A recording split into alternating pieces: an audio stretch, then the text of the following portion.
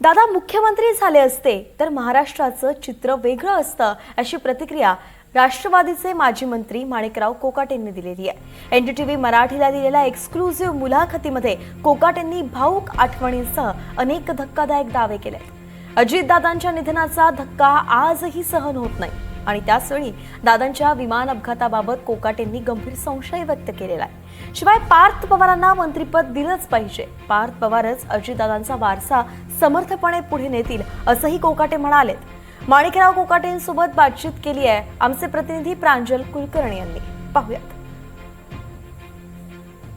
माझ्यासोबत माणिकराव कोकाटे आहेत, आमदार आहेत, माजी मंत्री आहेत आणि याहीपेक्षा अजितदादांचे अत्यंत निकटवर्ती म्हणून देखील माणिकराव कोकाटे यांची ओळख आहेत। साहेब, अजितदादांची जयंती आहे, काय एकंदरीत आज दादा आपल्यामध्ये नाही आहेत, काय काय आठवणी दादांच्या? या गोष्टीची प्रचंड खंत आमच्या सर्वांच्याच मनामध्ये आहे की जिथे दादांचा वाढदिवस साजरा करायचा तिथे नाईलाजाने आम्हाला या ठिकाणी जयंती साजरी करावी लागते। स्वर्गीय वसंतदादा पाटलांच्या नंतर अनेक मुख्यमंत्री महाराष्ट्राला झाले आणि या सर्व मुख्यमंत्र्यांचे मी खूप जवळून होतो किंवा आहे, परंतु तरीसुद्धा मला जे दादांमध्ये स्पार्क वाटला तो मला दुसरा कुठल्याही नेत्यामध्ये वाटला नाही। कारण फार कमी वेळामध्ये दादांनी आपली छाप या ठिकाणी कामकाजाच्या दृष्टिकोनातून आपल्या संपूर्ण समाज जीवनावर या ठिकाणी पाडली आणि त्यामुळे महाराष्ट्रामध्ये एक असं नेतृत्व आहे की ज्यांना जर आपण म्हटलं की आधुनिक संभाजीराजे असं म्हटलं तरी वावगं ठरणार नाही। म्हणजे ज्या अर्थी धोका देऊन आणि संभाजीराजांना फसवणूक करून त्यांच्यासारखा कर्तव्यदक्ष कर्तृत्वान असा माणूस या ठिकाणी समाजातून त्यावेळी राहून गेला, तशाच प्रकारची काही गोष्ट घडली आणि अचानक दादा या ठिकाणी आमच्यातून गेले। त्यामुळे आमच्याबरोबरच महाराष्ट्रातल्या सर्वच कार्यकर्त्यांना दुःख झालं आहे आणि मला तर प्रचंड दुःख झालं आहे। आता जो अपघात झाला त्याच्या चौकशीची देखील मागणीही करण्यात आली, अनेक चर्चा या अपघाताबाबत झाल्या, तुमचं मत काय या अपघाताबाबत? अपघाताबाबत अजूनही आम्ही कन्फ्यूज आहोत। अपघाताच्या बाबतीमध्ये की विमान सरळ जातं आणि विमान तिरपं होऊन आणि लगेच या ठिकाणी खाली पडतं, हा एक संशयाचा विषय आहे। किंवा तिथला जो ब्लॅक बॉक्समध्ये तिथला जो कॅप्टन आहे किंवा ती जी कॅप्टन होती ओ शट असं म्हणणं, तिचा आवाज येणं, म्हणजे त्या अर्थी विमानात काहीतरी या ठिकाणी गोंधळ झालेला होता आणि तो गोंधळ काय होता, कसा होता, तो गोंधळ कशामुळे निर्माण झाला, ह्या सगळ्या गोष्टींची पूर्णपणे माहिती अजून आमच्यापर्यंत येत नाही। आम्ही वहिनींनी पण मागणी केली आहे, आमच्या राष्ट्रवादी काँग्रेस पक्षाने मागणी केली आहे आणि आमची पण मागणी आहे की बा ह्या सगळ्या गोष्टीमध्ये पारदर्शकता येऊ दे एकदा। असं अचानक होतंच कसं, असं घडलंच कसं, म्हणजे अविश्वासाच्या पलीकडचं जाऊन या ठिकाणी घडलेलं आहे। त्यामुळे आम्हाला सर्वांनाच कोणाच याच्यावरती विश्वास बसत नाही। काहीतरी त्यामध्ये झालेलं आहे, पण काय झालेलं आहे, कोणी केलेलं आहे, कोण त्याच्यामध्ये जबाबदार आहेत, या सगळ्या गोष्टीची चौकशी झाल्याशिवाय किंवा विमानात बिघाड होता तर कुठे होता, असं अचानक विमान कसं काय जाऊ शकतं, अचानक विमान कसं काय बेपत्ता होऊ शकतं, असे अनेक प्रश्न आजही मनामध्ये आमच्या काऊर करतात। दादा CM होणं न होणं हा भाग वेगळा आहे, परंतु एखाद्या नेत्यामध्ये ती क्षमता असणं आणि एखादा नेता आपल्या कर्तृत्वाने महाराष्ट्रभर या ठिकाणी गाजणं ही सुद्धा एक वेगळी गोष्ट आहे। संधी बऱ्याच वेळा नशिबाने मिळते, संधी मिळाली नाही म्हणजे याचा अर्थ तो कमी होता असं म्हणता येईल। मलाही वाटायचं दादा मुख्यमंत्री व्हायला हवे। हो, ऑफकोर्स मला असं वाटतं की दादांसारखा दादा जर मुख्यमंत्री झालाच असता तर चित्र वेगळं राहिलं असतं, महाराष्ट्रामध्ये चित्र वेगळं राहिलं असतं। किमान सत्य बोलणाऱ्याची संख्या वाढली असती, अधिकाऱ्यांमध्ये एक प्रकारचं प्रचंड प्रेशर निर्माण झालं असतं आणि ह्या सगळ्या गोष्टीमधून एक सर्वसामान्य लोकांना एक आधार मिळाला असता, असं माझं स्वतःचं आजही मत आहे। मध्ये तुमचं मंत्रिपद गेलं, खरं तर म्हणजे अनेक तुमच्यासोबत त्या काही घटना घडल्या, त्यावेळी दादांची नक्की प्रतिक्रिया काय होती? कारण तुमचा राजीनामा घेण्यावरून देखील विरोधक देखील आक्रमक झालेले होते। नाही, विषय नाही, दादांना तर माझा राजीनामा घ्यावा असं वाटलंच नाही कधी आयुष्यात दादांना, परंतु परिस्थिती वेगळी होती आणि शिक्षा 2 वर्षे झाली होती।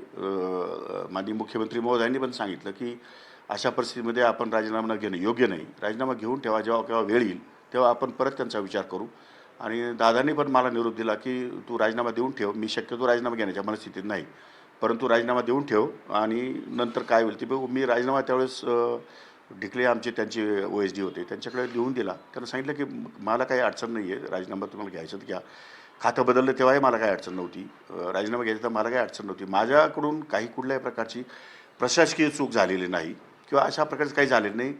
कळत न कळत काही लोकांनी, विरोधकांनी किंवा काही लोकांनी यामध्ये सहभाग नोंदवून आणि अनावश्यक अग्रेसिव्ह माझ्या विरोधामध्ये षडयंत्र रचण्याचा प्रयत्न केला. पारदादाच्या विरोधामध्ये उगीचच काही ना काही लोक कुभांड रचवतात.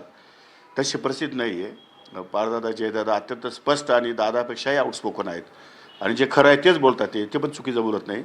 पण उगीचच काही लोक त्यांना जाणीवपूर्वक टार्गेट करण्याचा प्रयत्न करतात. हे चुकीचं आहे असं माझं मत आहे. पार्थ पवारांना केंद्रात मंत्री करावं अशी मागणी केली देखील जाते. तुमची इच्छा आहेत आणि पार्थ पवार तेवढे सक्षम आहेत वाटतं तुम्हाला?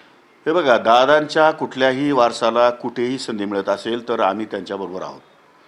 आणि पार्थदादाला संधी मिळत असेल तर पार्थ केवळ यंग आहे म्हणून तुम्ही त्याच्याविषयी टिंगलटवाळे करतात का? यंग माणसं हे जीवनामध्ये खूप काही करू शकतात जीवनामध्ये, आयुष्यामध्ये. आणि यंग माणसं हे उद्याची पिढी आहे, पिढी घडू शकतात. त्यामुळे दादाला जर मंत्रिपदात घेत असतील तर घेतलंच पाहिजे.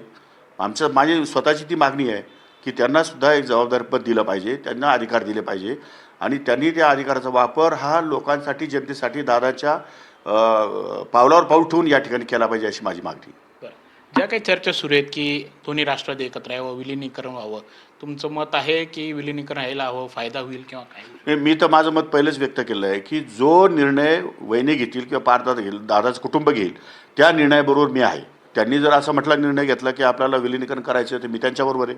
ते म्हटले विलिनीकरण नाही करायचं तर मी त्यांच्याबरोबर आहे.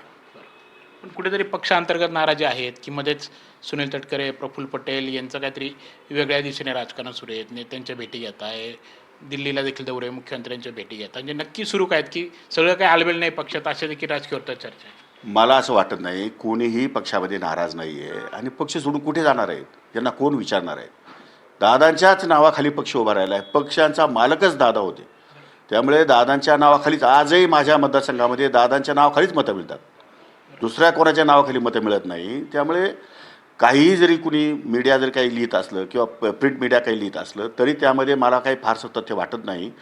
दादांना मानणारी सगळी मंडळी दादांना सोडून जाऊ शकत नाही आणि दादाच्या कुटुंबियांना सोडणार नाही ही धारणा पक्की मनामध्ये आमच्या सर्वांच्या झालेली आहे.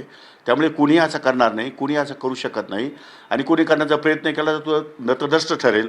कारण शेवटी दादांनी जे काही नेतृत्व दिलं आहे ते नेतृत्व यांना आयुष्यात कुठेच मिळणार नाही.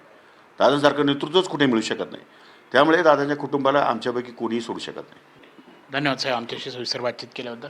आपण बघितलं तर माणिकराव कोकाटेंनी अजितदादांबद्दलच्या अनेक आठवणींना उजाळा हा दिलेला आहे. यासोबतच विलिनीकरण चर्चा असेल किंवा जे काय असेल, सुनेत्रा वहिनी असतील, पार्थदादा असेल किंवा पवार कुटुंबीय जे काही निर्णय घेईल त्यांच्यासोबत मी नेहमी राहील असं देखील त्यांनी स्पष्ट केलं आहे.